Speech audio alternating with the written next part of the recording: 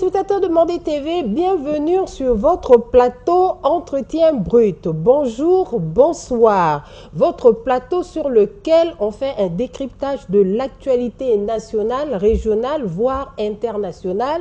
Et vous savez très bien, je suis toujours accompagnée de mon chroniqueur fidèle du moment. Voilà, et aujourd'hui, on a une invitée, pas des moindres quand même, c'est une femme, c'est une dame en politique. Il s'agit de Madame Assetou Sangaré. Elle est la présidente du parti politique pour le renouveau et le développement. Il s'agit du PRD. Madame Sangaré, bonjour. Bonjour, madame. Bienvenue sur le plateau de Mandé TV. Merci de m'avoir invité sur votre plateau. C'est un honneur, vraiment, c'est rare. C'est pas tout le temps qu'on a l'occasion d'avoir des dames sur le plateau. On voit des dames en parti politique, dames leadership, mais présidente de parti politique, ça se compte du bout des doigts. Hein. Exactement. Présentement au Mali, à ma connaissance, nous devons être au nombre de 5 présidents de partis politiques que je peux formellement identifier. D'accord, bienvenue. Téléspectateurs de Mandé TV, alors je suis avec mon chroniqueur fidèle des temps modernes, on peut dire ça. Moussa, bonjour. Oui, bonjour Fadima, bonjour à la diaspora dans son ensemble et un bonjour particulier à l'endroit de cette équipe qui est allée faire la moisson en Russie. Donc bientôt le Mali sera un pays nucléaire. Tout à fait. Alors moi, c'est pas commun, mais je vais faire un petit coucou à Connie Touré de la Côte d'Ivoire. Voilà la célèbre présentatrice, animatrice qui a ébloui nos écrans. Elle a merveilleusement animé le tirage de la CAN. Voilà. Donc mon coucou à l'endroit des Connie Touré vers la Côte d'Ivoire. On va pas tarder, on va aller tout de suite. Moussa a déjà commencé à jeter les filets. Voilà, il s'agit de la coopération Mali-Russie. Vous avez bien vu, on a bien vu sur la télé nationale les infos sur l'ERTM, des communiqués, des prises de parole de nos différents ministres, notamment le ministre de l'économie et des finances et la ministre des infrastructures et des transports. Le Mali va bientôt se doter, on va dire bientôt ou en tout cas très prochainement, une centrale nucléaire. Madame Sangaré, cette coopération qui se développe, qui s'agrandit, c'est des signatures de conventions, de projets, de contrats. Le nucléaire pour le Mali, votre avis par rapport à ça? Vous avez été sous le choc? Honnêtement, pas vraiment, parce que en regardant depuis un certain temps, on va dire la rectification de la transition, nous voyons un très grand souhait de nos autorités de se rapprocher davantage sur tous les plans de la Fédération de Russie. Et nous nous réjouissons de voir qu'en si peu de temps, nous pouvons voir le bout de résultats concrets, parce que l'étape de discussion, apparemment, selon ce que nous avons vu sur nos écrans de télé nationale, l'étape des discussions sont terminées, les services concernés sont mis en contact pour vraiment signer officiellement des choses discutées. Donc, c'est la suite logique de cette démarche ou de cette souhait de rapprochement de la Fédération de Russie. Mais comment vous pouvez comprendre aujourd'hui, femme de parti politique qui normalement réfléchit aux solutions pour le Mali, pour le pays? Vous êtes évidemment sensible à tout ce fait-là, mais il y a aussi une partie de la population qui pense que c'est quand même un rêve éveillé tout cela. C'est compréhensible de comprendre le citoyen lambda de son étonnement à de telles réalisations, parce que depuis, on va dire, notre maturité, on va dire, dans le domaine de la politique ou de vivre ensemble de notre pays, les gens sont habitués à l'ancien système.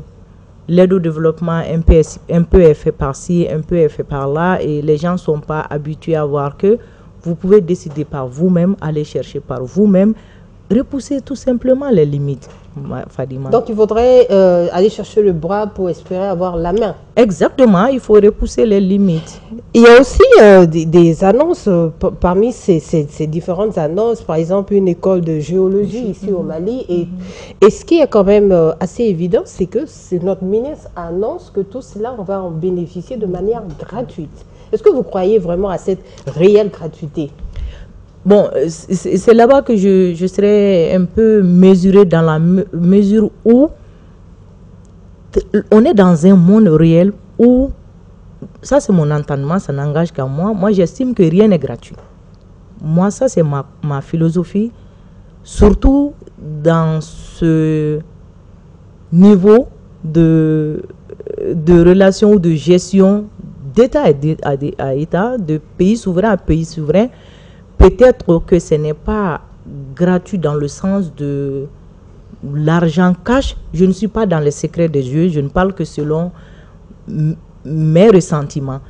De mon point de vue, à ce niveau de gestion entre États de relations, moi je ne pense pas que les choses sont gratuites. Mais si c'est le cas, ben, je félicite nos autorités et c'est une bonne chose. Mais connaissant un peu ce qui est des relations bilatérales entre États, bon, on peut aussi comprendre le contexte. On est au moment de on va dire, lune de miel avec nos nouveaux partenaires. Il n'y a pas que la Russie seulement, la Fédération de Russie seulement. Il y a d'autres, mais ce n'est pas peut-être encore abouti jusqu'à ce niveau où nous en sommes avec les Russes. J'ose espérer que c'est des signes d'encouragement et qu'il n'y a pas de mauvaises surprises derrière, comme ça a été le cas avec d'autres partenaires que 10 ans, 15 ans après, la postérité se réveille qu'il y avait une entente cachée ou il y avait quelque chose de caché que nous devons assumer ça plus tard. Mais honnêtement, en suivant les étapes de la transition, je ne pense pas que c'est le cas. Et je serai la plus heureuse et la première ravie que ça ne le soit pas. En tout cas, on suit ça de très près. Exact. Quand même, les populations, les citoyens maliens, on se regarde là aujourd'hui, on est quand même on a une portée critique. Hein, les citoyens ne se laissent pas faire. Exact. Je me retourne vers mon acolyte, Moussa. Oui. Vous avez quand même observé tout ça, vous avez fait une analyse. Alors, les grandes questions que vous vous posez, vous pouvez nous les partager? Oui, on a suivi l'intervention de Mme Sangaré, qui reste toujours dans une explication politique. Donc, tantôt, même si elle ne veut pas forcément croire à ce qui va se passer, mais politiquement correcte, elle peut donc parler aisément. Mais sauf si, moi aussi, je ne vais pas parler de la politique parce que je ne suis pas politicien, mais avec une analyse en tant que journaliste. Mais je vais dire que, franchement, je ne sais pas. Le contexte est très bon pour le gouvernement, puisqu'on sait que c'est une façon aussi de faire la communication. Vous savez, je vais vous envoyer un peu en arrière dans un temps de grands philosophes de Platon, l'allégorie de Platon, où il y a ce mythe des prisonniers qui sont dans les trous, mais qui pensent qu'il y a une lumière au-dessus d'eux, et qui pensent que c'est le monde, et pourtant il y a le monde derrière. Maintenant, c'est juste le cas au Mali actuellement. En tout cas, on rêve. On va rêver, et on va continuer toujours à rêver. La centrale nucléaire actuellement, la centrale nucléaire civile actuellement au Mali, je sais que c'est impossible actuellement dans le contexte.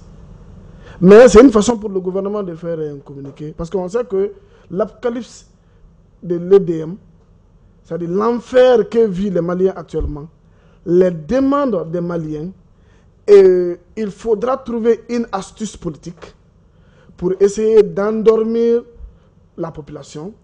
Et avec cette histoire, et il y en a des gens même qui pensent qu'on a juste 1 an, 2 ans, il y aura la centrale nucléaire au Mali, et bientôt. Donc, si vous prenez, selon les techniciens, moi j'ai demandé quand même un spécialiste nucléaire, je me suis renseigné, et lui, il m'a dit l'impossibilité de réaliser au Mali sur un certain nombre de critères. Et le premier critère qu'il a dégagé, c'est d'abord les mains d'œuvre. C'est ça, c'est le critère le plus moins, les mains d'œuvre. On n'a pas de personnel qui peuvent entretenir, ou à moins qu'on transporte tout ça là ici au Mali. Et mais il y a d'autres choses aussi. Il dit que le nucléaire, le moins cher, et à 700, qui peut donner 700 MW de courant électrique, coûte environ 1 milliard de dollars. Nous, on a nos 5 milliards d'abord avec nos partenaires pour organiser les élections. On n'a pas pu les payer.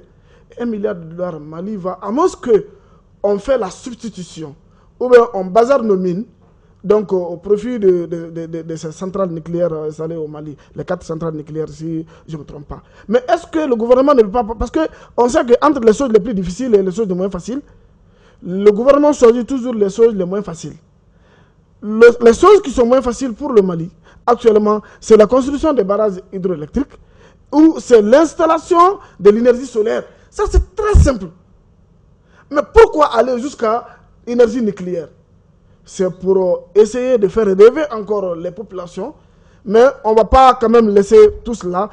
Je comprends le gouvernement, puisque EDM, actuellement, c'est de la merde. EDM, actuellement, c'est de la... C'est-à-dire, on ne comprend rien. C'est très difficile, Moussa, quand même, pour une personne... Je peux comprendre votre énervement, votre attitude, mais je demanderais à ce que vous puissiez un petit peu mesurer ce mot quand même. Non, EDM, quand on dit EDM, EDM n'est pas forcément le Mali. Oui, c'est une institution qui gère l'électricité du Mali. Et vous avez vu l'apocalypse que vit le Mali actuellement. On n'a même plus, parce qu'auparavant, il y avait des coupures, c'était consommable. Mais maintenant, là, les derniers jours, là, mais ce n'est pas inacceptable. C'est inacceptable pour un pays comme le Mali, où la température peut aller jusqu'à 45 degrés. Donc, c'est quand même, le gouvernement a trouvé une astuce pour nous expliquer, pour nous endormir, et on va maintenant oublier l'EDM pour le moment et nous faire face à notre rêve du siècle pour la construction de ces fameux nucléaires. Maintenant, peut-être, il ne s'agit pas quand même, on peut rêver. Il n'est pas forcément interdit à une personne de rêver. Nous, on rêve, et moi, quand même, j'en doute que ça soit installé. Il faut attendre d'abord un demi-siècle pour pouvoir installer l'énergie nucléaire au Mali. Quand même, moi, c'est mon analyse. C'est toujours bien de rêver. Pour reprendre aussi les mots de Mme Sangaré, il faut prétendre avoir le bras, au moins on pourra avoir la main. Mais Mme Sangaré, par rapport à tout ça, ce que Moussa vient de dire, tout ça, c'est vrai que dans cette coopération, il y a carrément un projet d'installer une école de géologie au Mali, tout ça. Avant de développer cela, votre avis sur l'EDM quand même? On a vu certains leaders politiques qui sont montés au créneau, qui ont fustigé un petit peu ce que vivent les citoyens maliens par rapport à cet état d'IDM-là. Je suis entièrement d'accord avec eux sur ça. Même à l'état actuel, nous estimons, en tout cas nous au sein du PRD, nous estimons qu'ils peuvent faire mieux. C'est inacceptable que le Malien subisse ce qu'il subit aujourd'hui concernant l'énergie, concernant notre ravitaillement en courant. Vous savez, gérer, c'est prévoir. Je sais que le Mali passe un contexte extrêmement difficile et quand nous ne sommes pas en possession de tous nos moyens, il faut beaucoup jongler, il faut beaucoup faire des choix prioritaires, alors que présentement au Mali, tout est prioritaire. Mais le constat est qu'ils peuvent toujours mieux faire que ça. Donc, cette société, ce n'est pas une institution, société qui joue une part importante dans le rôle régalien de l'État concernant la fourniture de l'énergie, doit être revue carrément complètement. Parce que, de un, le statu quo avec les subventions pour que nous puissions avoir de l'énergie ne peut pas tenir. Parce que nous bénéficions d'énergie de différentes façons et de différentes connexions avec les réalités actuelles, même si ce n'est pas dit de façon publique. Ce sont ces connexions à côté qui font beaucoup de difficultés et la mauvaise gestion. Il faut le dire, il faut appeler les choses par leur nom, et la mauvaise gestion au sein de cette structure-là. Il faut carrément mettre ça en faillite, créer quelque chose. Et ceci dit, ce qui doit être créé, parce que chaque fois essayer de sortir un plan d'action d'amélioration de l'EDM ne tient pas. Ça ne peut pas durer dans le temps. Il faut carrément réfléchir à la création d'énergie pour le Mali, d'énergie pour industrialiser notre pays, énergie pour la consommation des ménages, énergie pour permettre à l'économie informelle d'évoluer. Donc, cette réflexion concernant l'énergie mérite que nous nous penchons. Là où je peux un peu être d'accord avec la position de Moussa, cette nécessité et cette réflexion obligatoire doit nous faire penser en premier lieu à l'énergie solaire, honnêtement, et aussi à l'énergie créée par les barrages hydroélectriques. Aujourd'hui, c'est beaucoup plus facile avec la situation actuelle du Mali.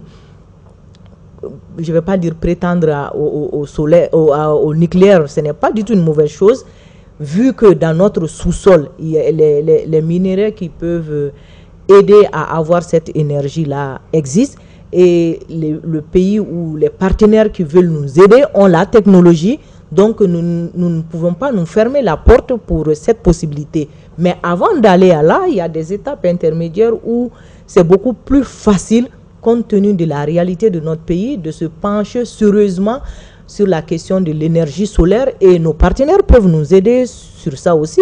Ils ont aidé d'autres pays sur ça, et la réalité de certains pays qui n'est pas du tout différente de notre pays a permis que ça se fasse ailleurs. Donc nous pouvons creuser sur cette piste-là aussi, et ne pas faire croire à nos concitoyens que tout peut être résolu dans ce temps de la transition.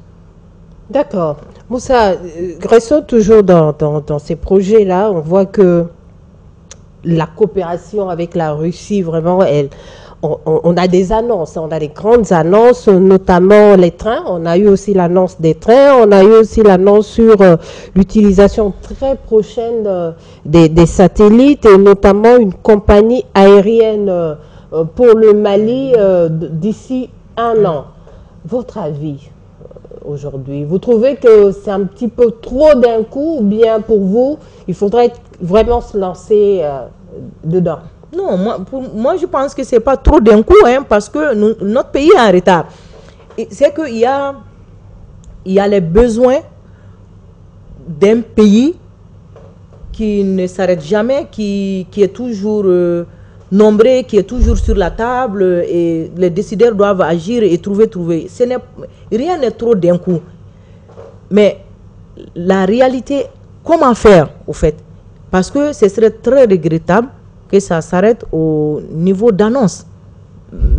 C'est ça qui je ne peux pas réfléchir, ou je ne peux pas agir, ou je ne peux pas réagir aux propos comme un citoyen lambda.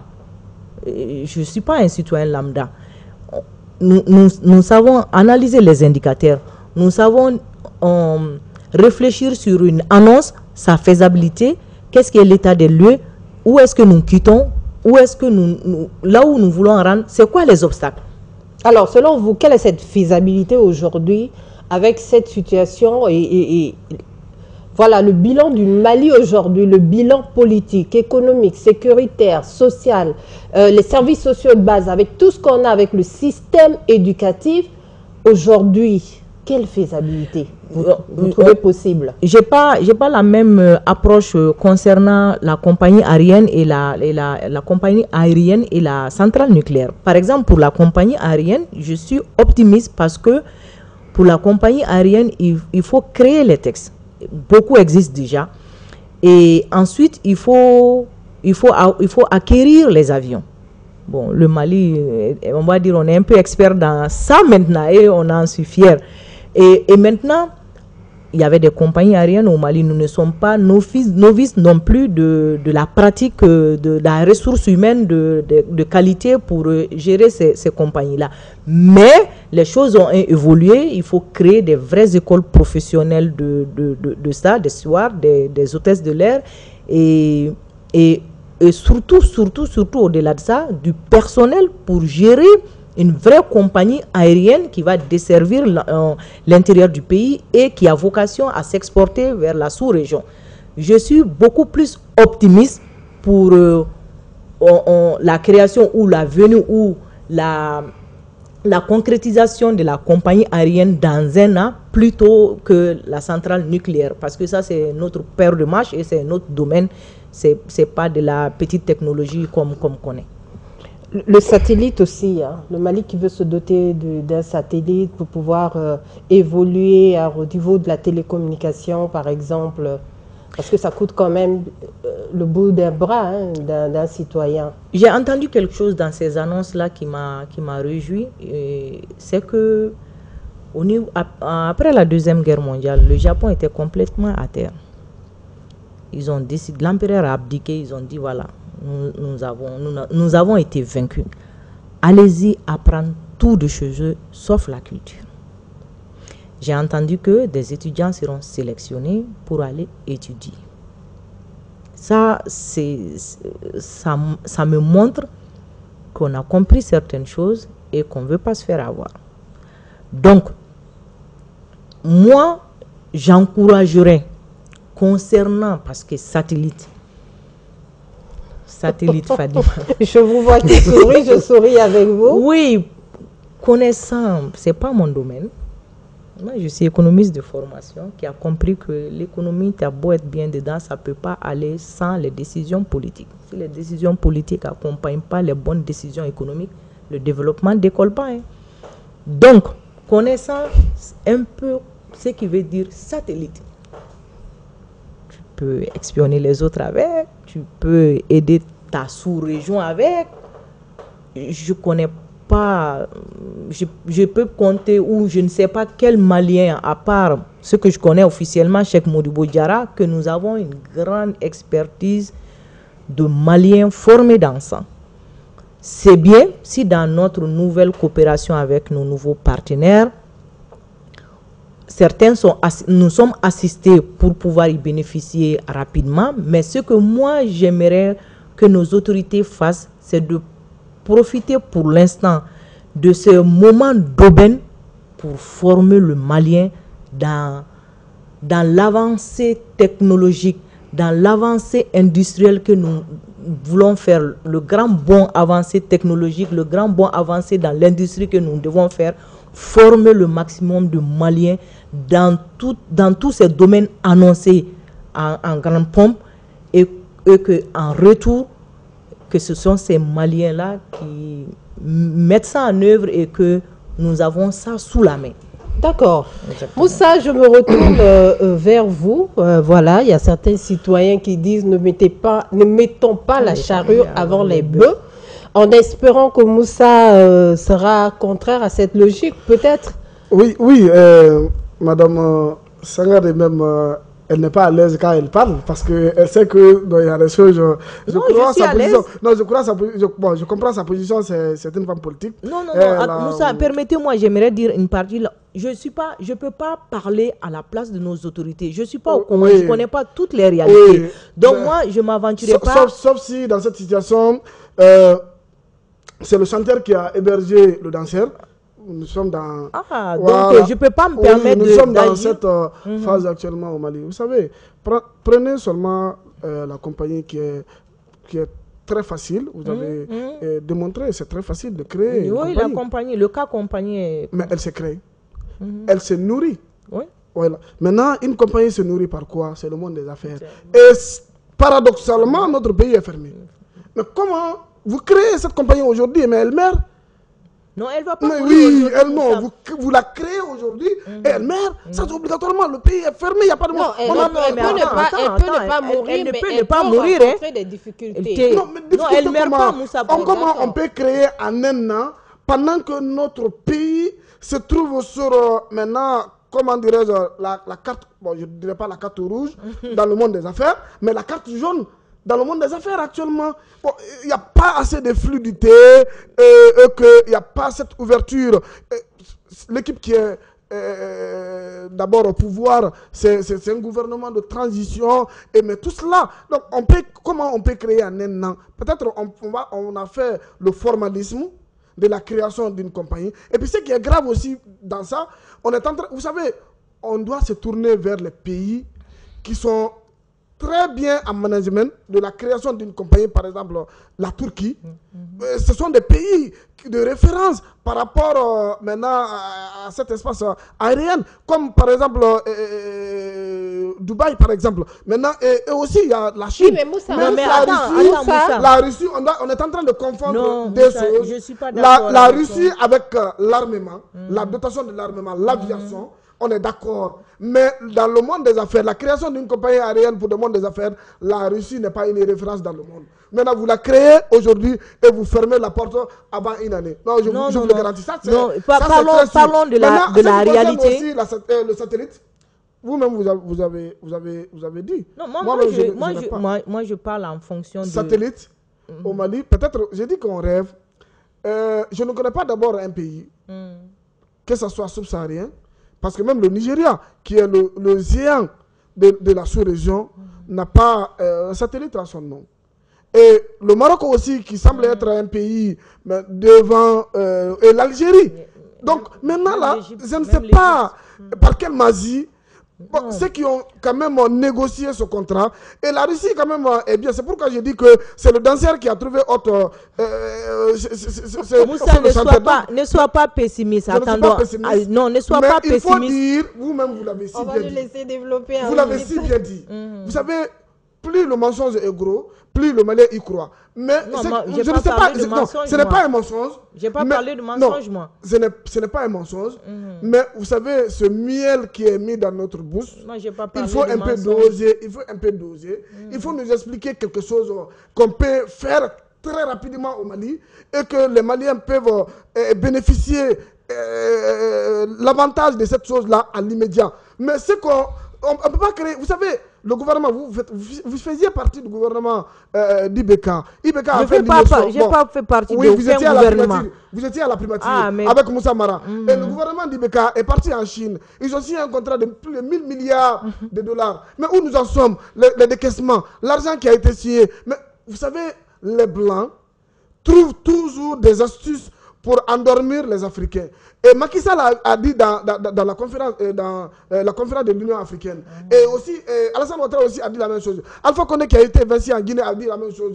Vous savez, les Blancs ils font signer les chefs d'État, le gros contrat, le peuple est agité. Mais après 1 an, 2 ans, si le peuple ne voit pas la réalité, il y aura encore un soulèvement populaire. On va dire que l'argent a été mangé ou a été détourné. Mais rien n'a été décaissé. Et c'est le cas-là que le Mali doit éviter. On a signé de gros contrats, mais c'est bien l'applicabilité. Si ce n'est pas faisable à moins d'1 an, il faut dire au peuple que ce n'est pas faisable à moins d'1 an. Mais si c'est faisable à moins de 10 ans, il faut dire que nous avons signé, nous avons fait les prémices, mais le gouvernement qui viendra, c'est le gouvernement là qui va aboutir encore les négociations. Merci Moussa, Madame Sangaré, je reviens vers vous. En gros, c'est que Moussa veut dire et qui demande sûrement aux autorités de la transition, et vous étant une leader politique, présidente du parti politique PRD aujourd'hui, on se permet de vous poser certaines grandes questions qui intéressent la nation. Vous pensez que, ou vous trouvez qu'il y a un déficit de pragmatisme à démontrer aux citoyens? Non, moi je suis sur cette partie-là. Moussa a mélangé plusieurs choses. Je ne suis pas d'accord avec... le fait de dire que en la matière, la compagnie aérienne, vous l'ouvrez aujourd'hui, vous fermez aujourd'hui. C'est pas vrai. Pour la simple raison que dans l'annonce, je suis pas là pour défendre le gouvernement ou c'est pas mon cas. Je parle au fort intérieur de moi avec mes croyances. Dans l'annonce, nous avons entendu, lui comme moi et d'autres, que c'est pour la desserte interne. Écoutez bien l'adresse de Madame Dambélé Madina, la ministre des Infrastructures, que c'est la desserte interne et la sous-région. Allez-y bien écouter. On l'a évidemment. Exactement. Cette vidéo. Donc, ça veut dire qu'il y a un marché potentiel sur ça.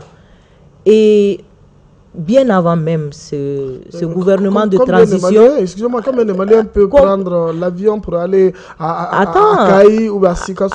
Attends, tous les jours, quand l'aménagement faisait des vols où on ne pouvait pas se rendre, il y a les statistiques existent. Vous pensez que c'est une approche pour combler exactement aussi ce déficit exactement. Il faut encourager nos Maliens à aller à l'intérieur.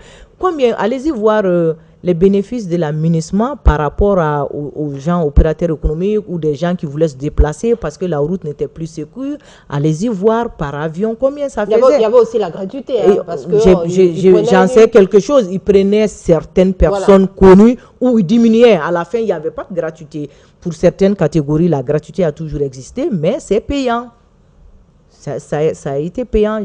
J'ai payé pour me rendre quelque part. D'autres personnes que je connaisse ont payé pour aller se rendre. S'il y a une compagnie aérienne qui fait la desserte interne, comme ça se fait dans d'autres pays, c'est à encourager.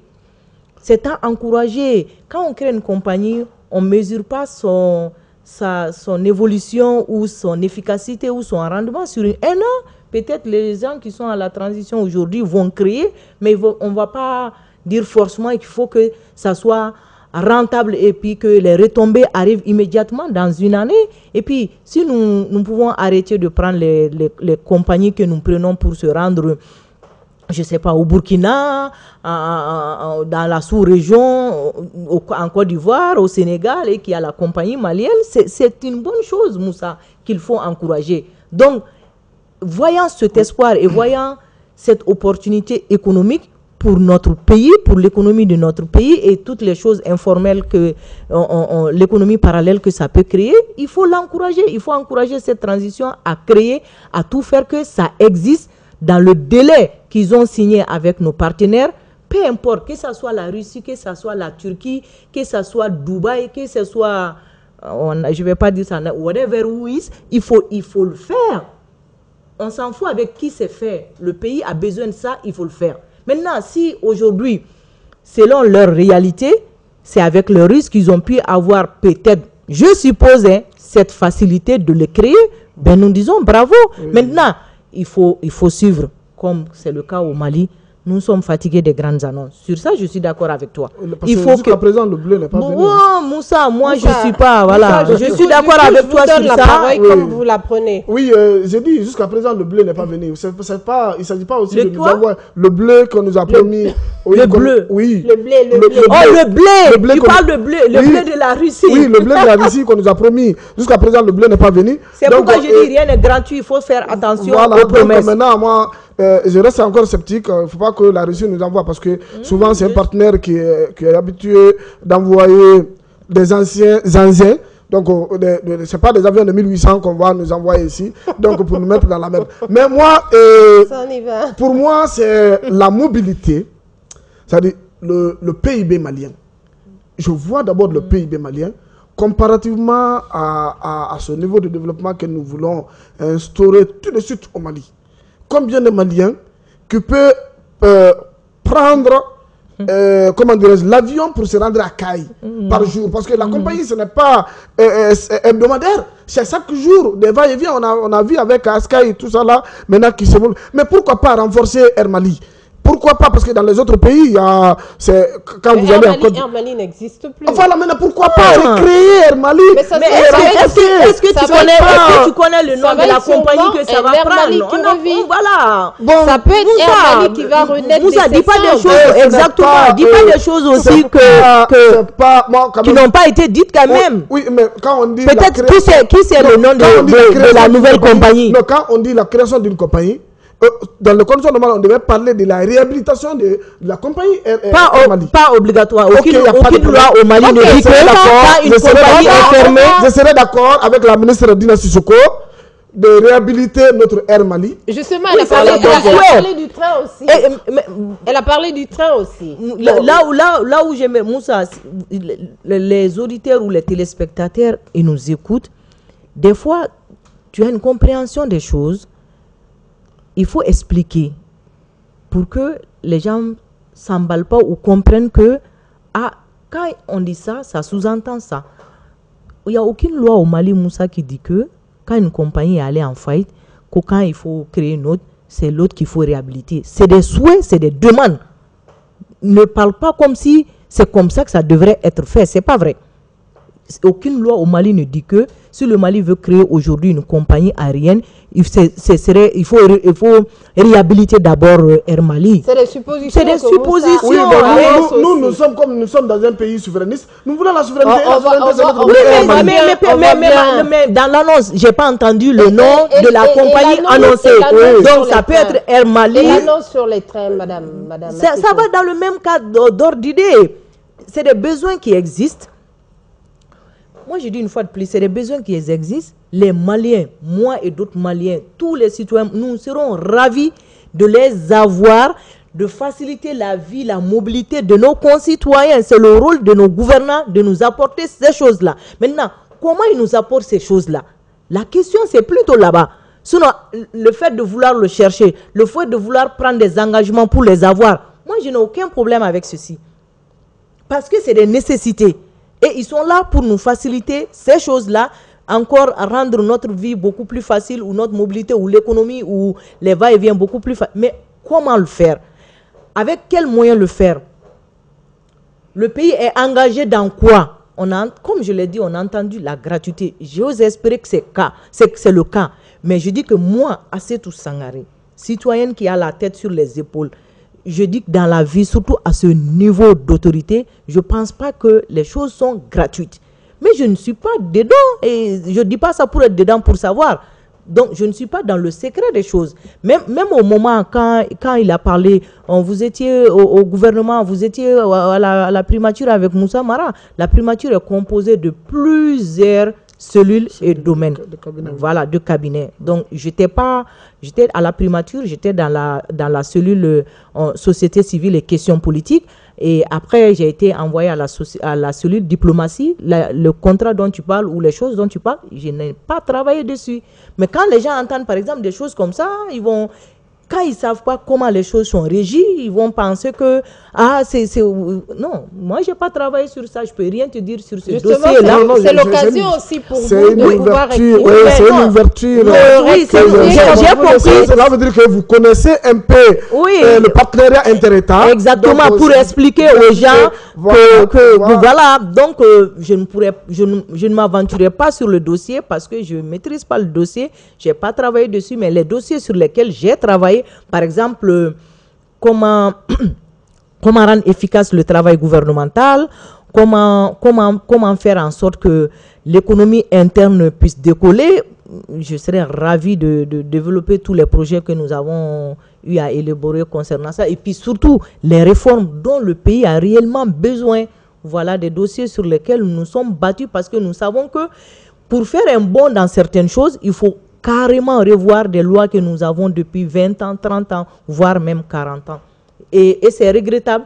Il faut que ces annonces, comme c'était dans le cas, nous souhaitons, si les autorités nous écoutent, nous souhaitons au plus profond de nous que ces annonces ne soient pas comme des annonces à laquelle nous sommes habitués dans le passé. Ce serait regrettable. Justement, quel regard vous avez sur la politique au Mali actuellement? Puisque vous parlez des réformes, vous parlez des grandes décisions, des grandes réflexions qu'il faut faire. Ok, séparons le regard personnel des nécessités de réformes qui devront être faites. Moi, je suis d'accord avec ces réformes-là, que ce soit avant la transition. Moi, j'ai toujours voulu que nous faisions une révision constitutionnelle. Pour la simple raison, je vais prendre un seul sujet. Au Mali, vous partez en élection, vous et votre liste concurrente, la liste gagnante fait 53, vous faites 47, et quelques. ça veut dire qu'une partie de la population se reconnaisse en ces leaders-là aussi. Mais ils ne sont pas représentés ni à l'Assemblée, peut-être ni à la municipalité, c'est encore autre chose parce que c'est un peu la proportionnelle. Voilà des choses que quand ils vont pas, vous ne mettez pas leur fondement juridique dans la Constitution, vous avez beau vous battre, ça ne pourra jamais être appliqué. Donc moi, je suis d'accord, ces grandes réformes que les autorités de la transition ont engagées, je suis d'accord.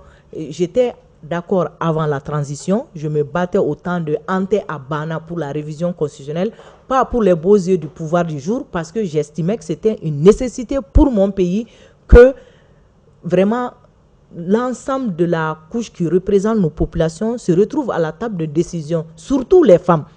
Et Dieu merci, le combat... Donc ça veut dire que vous êtes d'accord pour que, avec cette nouvelle constitution pour la 4e République, notamment l'article qui évoque la transhumance politique. Bien sûr, il faut que ça s'arrête carrément. Mais aujourd'hui, il y a un fait quand même qui se passe, et Moussa ne me dira pas le contraire, parce qu'on a eu à le voir, c'est qu'on a l'impression qu'il y a un boom des alliances. Est-ce que ce n'est pas aussi une forme de transhumance politique voilée? Un boom des alliances, c'est-à-dire? Des alliances, des partis politiques. Récemment, il y a 2 partis politiques, l'UDD ou quoi, qui se sont rencontrés. Est-ce que ce n'est pas une forme? Non, c'est on pas... On ne peut plus faire de transhumance, mais on devient des alliés. Non, c'est pas la même chose. C'est pas du tout la même chose. Non, je n'ai pas dit que ce n'est pas du tout la même chose. Mais est-ce qu'il n'y aura pas un certain boom de ces alliances aussi? Il faut faire attention. L'alliance politique pour combattre une idée ou soutenir une idée est différente de l'alliance électorale. Électorale, évidemment que je veux parler. Bon, rarement au Mali, les alliances politiques se rendent jusqu'en alliance électorale. Avant qu'on arrive aux élections, ils se trahissent ou on se trahit, on va dire. Oui, comme vous l'avez si bien dit, exactement. Cette alliance du 22 septembre. Et c'est ça qu'il faut arrêter. La nouvelle génération où il n'y a pas, c'est pas, on peut être une nouvelle génération en âge, mais vraiment dans la mentalité, être dans le passé. Ceux qui estiment que le renouveau de la politique malienne est plus que temps, doivent se battre. Si ça marche, montrer l'exemple et réaliser ensemble. S'il y a des difficultés, s'asseoir, discuter, au lieu de continuer à se fragiliser, à se séparer, qui nous a amené où on connaît aujourd'hui concernant les aînés.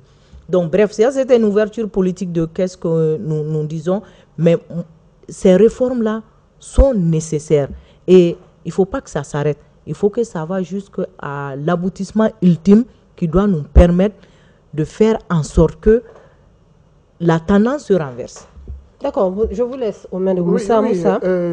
Vous faites partie des personnes qui ont créé cette alliance du 22 septembre face au Diokan. Maintenant, l'objectif de cette alliance et l'apport de ton parti dans cette alliance. Moi, j'aimerais savoir. Ok. L'alliance du 22 septembre face au Diokan n'est pas autre chose. Nous sommes des présidents de partis politiques, la plupart jeunes présidents de partis politiques, qui estiment qui avant même la transition, étaient dans le combat de la souveraineté pour le Mali, était dans le combat de faire autrement la politique au Mali, était dans le combat que nous devons sérieusement nous pencher de façon interne sur les questions de développement de notre pays. Donc, nous avons estimé qu'il y a certains acquis de la transition qui vont déjà dans le sens de nos convictions et de nos combats antérieurs à la transition. Donc, nous nous sommes dit qu'il faut se mettre ensemble pour préserver cet acquis-là et que le Mali ne retourne jamais sur ces acquis-là. Oui, quels sont ces acquis? Exactement. Ces acquis-là, par exemple, un de ces acquis-là, c'est l'autonomie décisionnelle de notre pays. Ça, c'est une réalité aujourd'hui. Vous êtes journaliste dans le monde de l'information et de la communication. Il n'est pas caché à personne que le Mali ne décidait pas certaines choses, même si nous décidons, ça pouvait être changé. Hein, et donc voilà, aujourd'hui il y a l'autonomie décisionnelle qui appartient au Mali, que ce soit dans le bon sens ou dans le mauvais sens. Nous décidons concernant nos questions de sécurité, par exemple aujourd'hui. Oui, mais ça, c'est des acquis. Ce n'est pas une décision, ce n'est pas un apport circonstanciel, c'est la circonstance qui a fait que... Non, ce n'est pas circonstanciel, Moussa. Moussa, en politique, ce qui est facile, c'est l'allégeance. Reconnaissons ça. Ces autorités pouvaient faire l'allégeance à la France, à l'Allemagne, à la Turquie. Je prends les pays comme ça au hasard pour que les gens ne focalisent pas. En politique, qu'est-ce qui est facile? C'est l'allégeance. Ils ont fait le choix de ne pas faire l'allégeance. Donc, moi, je ne pourrais pas accepter qu'on traite ça de circonstanciel ou de contexte. C'est un choix. Et c'est un choix qu'il faut saluer, qu'il faut encourager. Et que les politiques qui se reconnaissent dans ça se battent dans le combat, le temps de combat politique qui les reste pour préserver ça. Et aussi, l'autre indicateur qui est le choix de partenaires stratégiques. Un pays souverain réel, je l'ai dit dans d'autres de mes interviews, je le répète ici, doit pouvoir décider de ces choses-là, n'a pas à demander à qui que ce soit.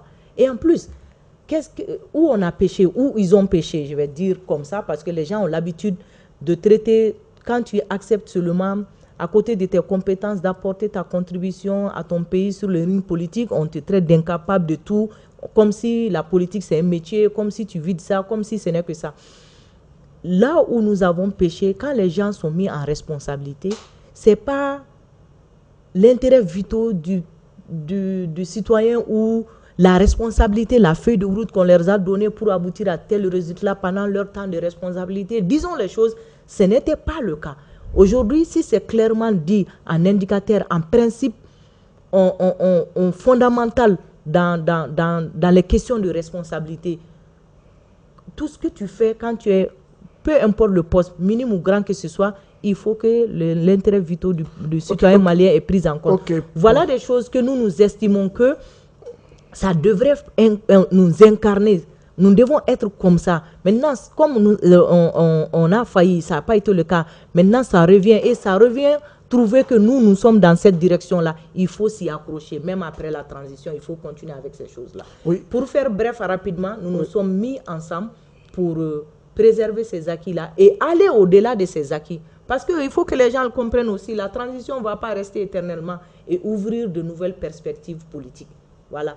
Et ça a été une création en sourdine, faire parler les images, faire parler nos pensées au lieu de mettre les visages en premier, parce qu'il est temps que ça change, que les gens changent en fonction des valeurs, des idées, du combat, que du visage ou de la tête des dirigeants. Ok, c'est très simple. C'est très simple pour un parti politique, un politicien.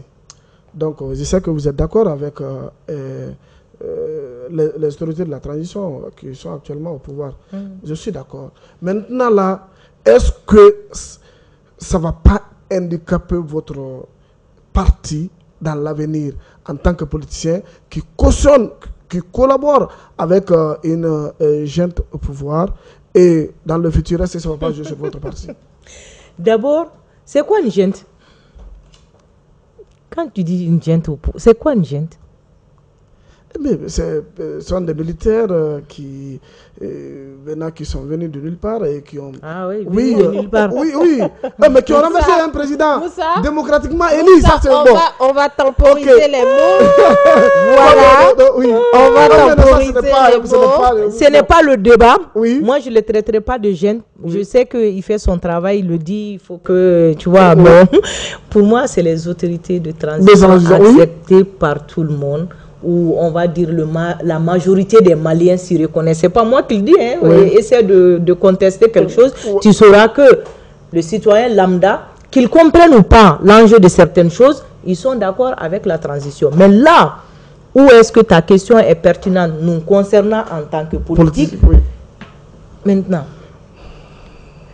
moi, Assetou Sangaré, président du Parti pour le renouveau et le développement, parti qui se battait pour déjà cette idéologie-là. Permettez-moi de faire cette ouverture.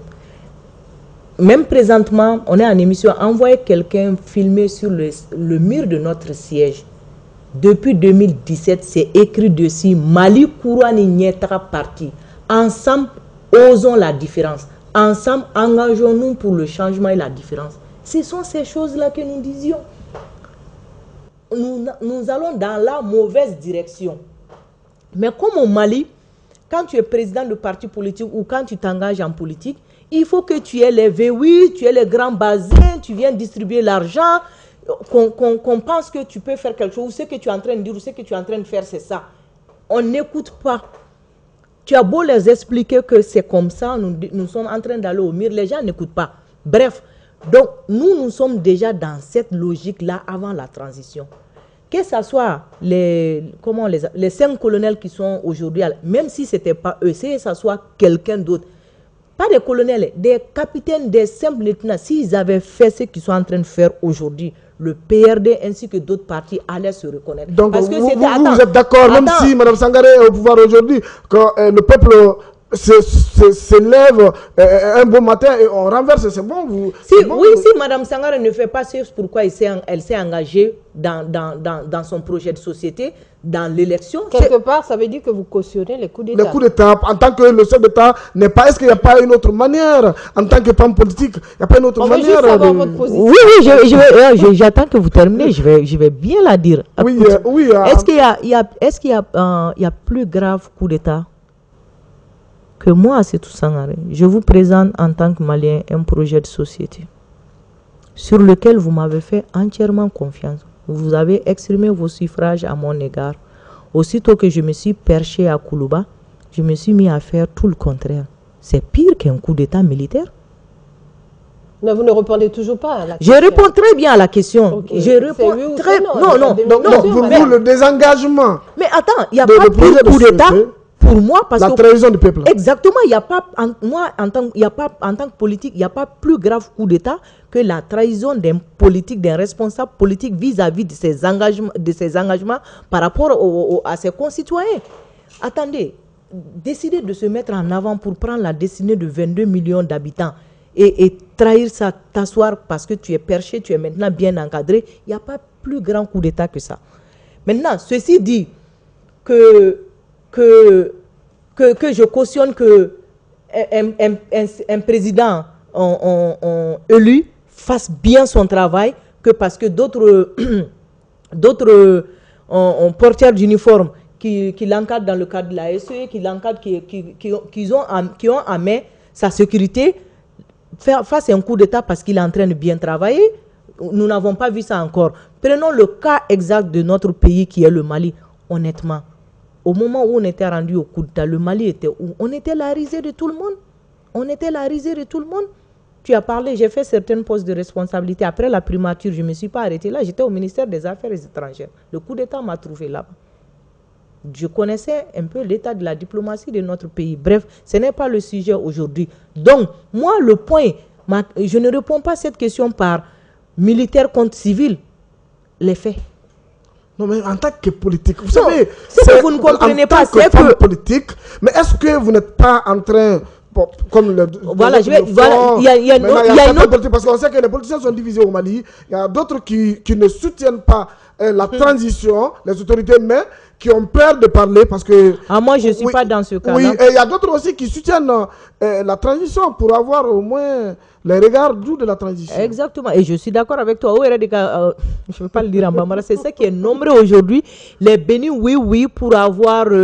pour être nommé, pour avoir quelque chose, pour peut-être envoyer des chargés de mission, pititi patata. Je vais le dire comme ça pour que ça soit compris.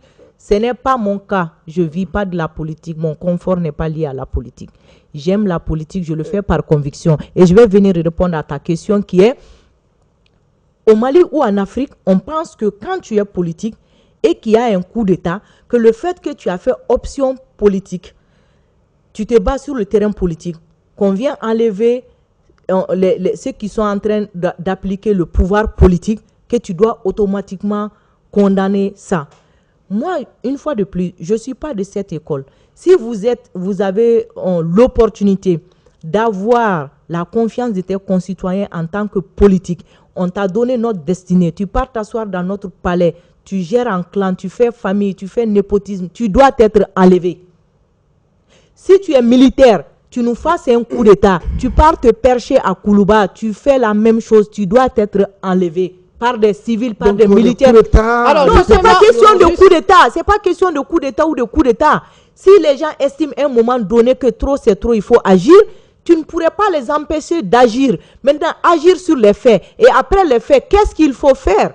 Moussa, moi je suis réaliste et logique. Je fonctionne comme ça.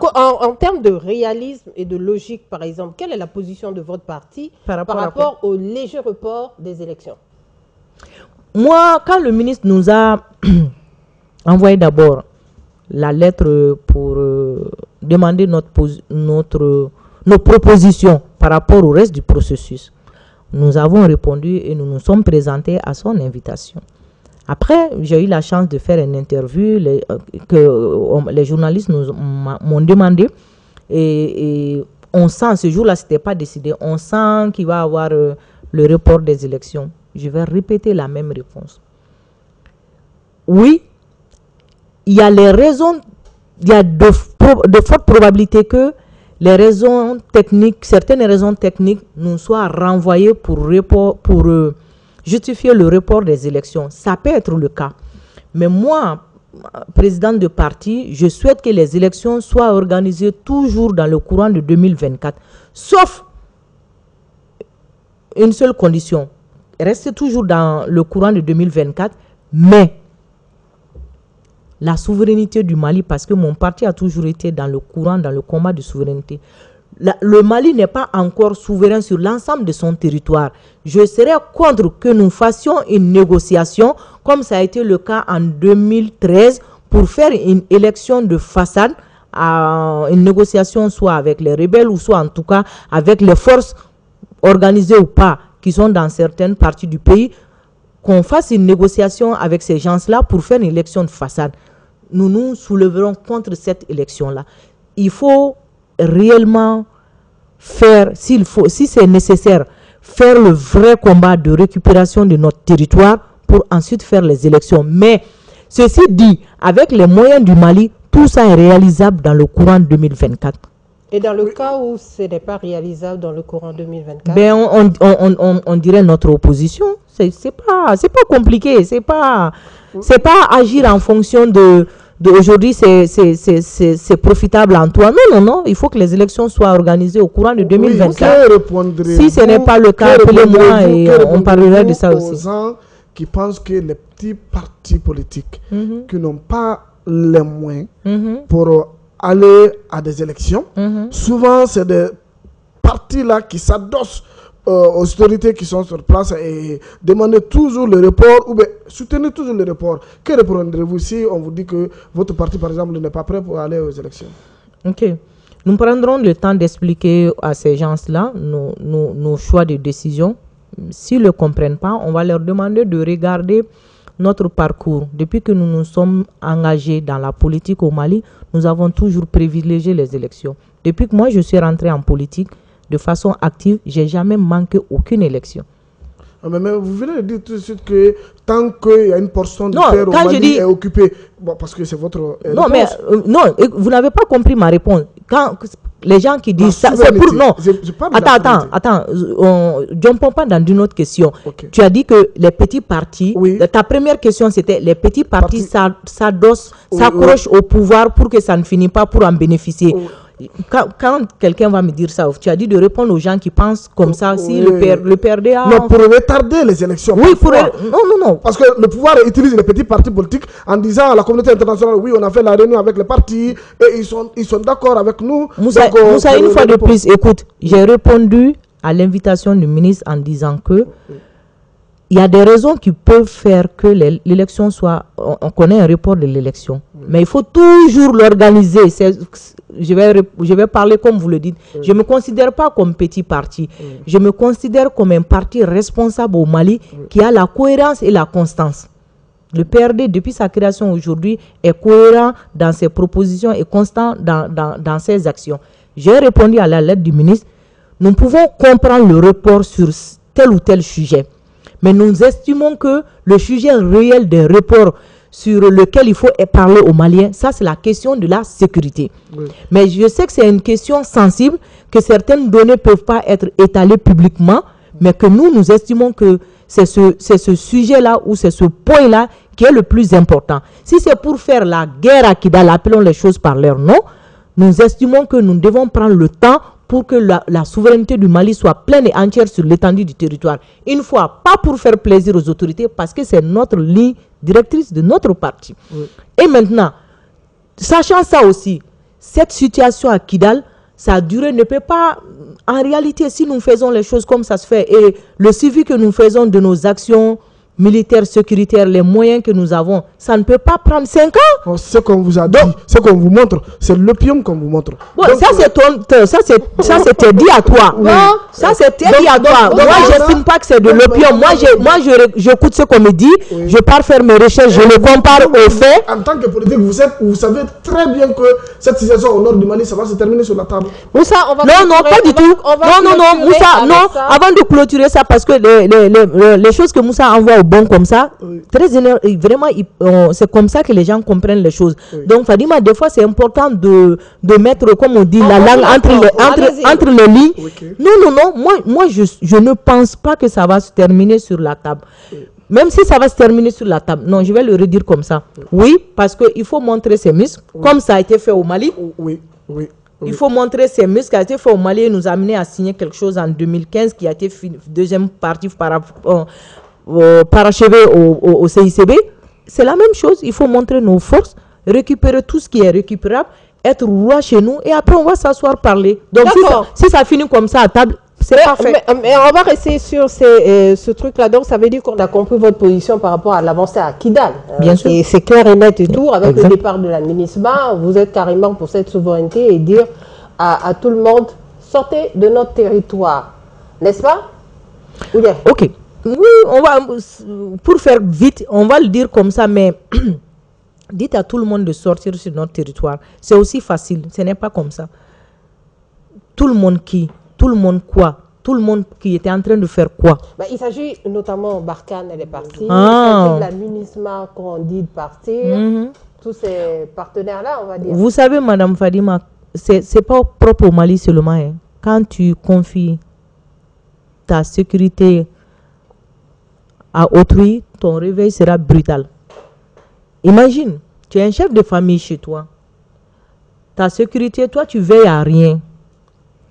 Tu laisses tout au gardien. Un jour, on va venir ficeler bien ton gardien et aller te prendre juste dans ta chambre à coucher, te dépouiller et partir. D'accord, merci. Moussa, vous avez quelque chose? Oui. Une dernière? Oui, la situation au nord du Mali, on a vu cette situation très rocambolesque. Parce qu'on dit que tantôt, l'avion a envoyé des contingents, l'atterrissage est difficile, selon les gens, mais le Mali quand même a pu faire quelque chose. Moi, sur la question de la récupération de Kidal, Tessalit, toujours, moi j'ai été toujours optimiste. Je disais que le Mali peut facilement prendre Kidal parce que nous contrôlons l'air déjà. Donc, si en matière de guerre, il y a des zones et des surfaces quand vous récupérez déjà, vous contrôlez déjà ces zones-là, très facilement vous pouvez gagner la guerre. Mais toujours, est-ce qu'on va continuer à sécuriser? Parce que les autres aussi vont se replier et venir. Donc c'est pourquoi je disais que cette situation va se terminer toujours sur la table. Votre inquiétude est sur la suite après la récupération de Kidal. Donc on a bouclé l'actualité nationale. Voilà, déjà? On a une seule petite actualité, disons une actualité, elle n'est pas petite, elle est quand même importante. Il s'agit de ce qui se passe en Israël, Israël, Palestine et la frappe de l'hôpital de Gaza qui a fait pas moins de 500 morts. Madame Sangaré. Et majoritairement des enfants. En tant que mère, c'est très déplorable. Et majoritairement des enfants. Quand j'ai vu ça, entendu ça, je dis, mais comment est-ce possible? Comment est-ce qu'aujourd'hui,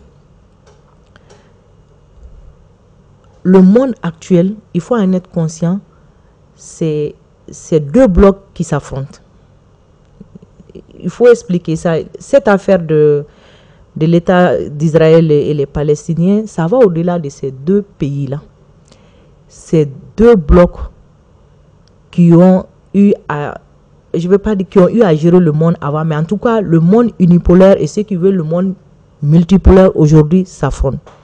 Et nous voyons les conséquences entre l'Israélien et les Palestiniens.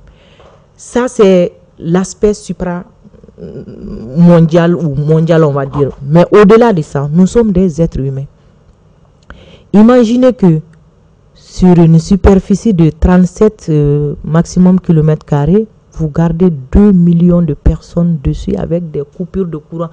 Ce que nous vivons chez nous au Mali ici, ça nous révolte. Eux, ils vivent pire que ça.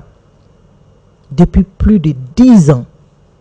Mais ton esprit va capoter. C'est intenable. C'est intenable.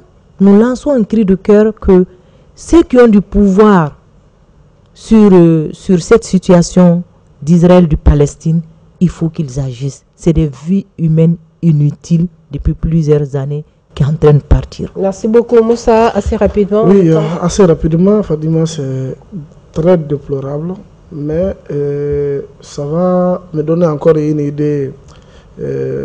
Ici, la transition du Mali et d'autres transitions pour maintenant cette souveraineté qu'on nous dise. Et vous savez, vous vous rappelez quand le Mali avait frappé un village au centre du Mali où il y a eu 500 morts, on a failli le Mali a frappé. Quand il y a eu une frappe, l'armée malienne. Moura. Oui, à Moura, oui.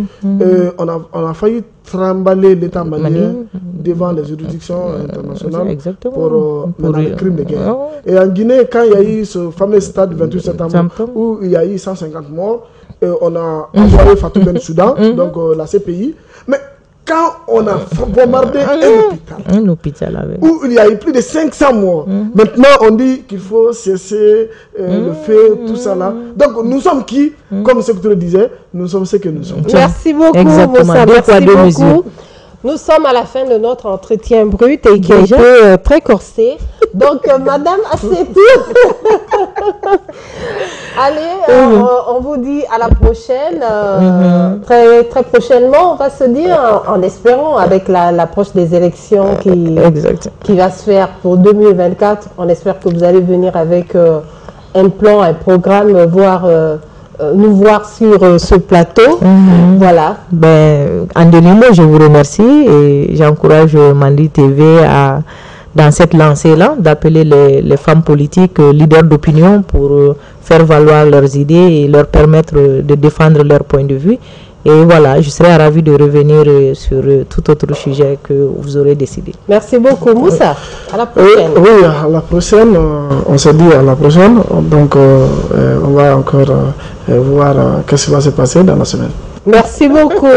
Téléspectateurs de Mandé TV, ainsi prend fin votre entretien brut du jour. Nous sommes plutôt avec Madame Assetou Sangaré. Elle est la présidente du Parti pour le renouveau et le développement PRD. Et mon chroniqueur, mon acolyte, Monsieur Moussa Oulé Traoré, journaliste et correspondant de Média Guinée. On fait un coucou à toute l'Afrique. On se dit à la prochaine. Entre-temps, restez sur les ondes de Mandé TV. Et je dis coucou aussi à la régie qui a assuré cet enregistrement. À la prochaine.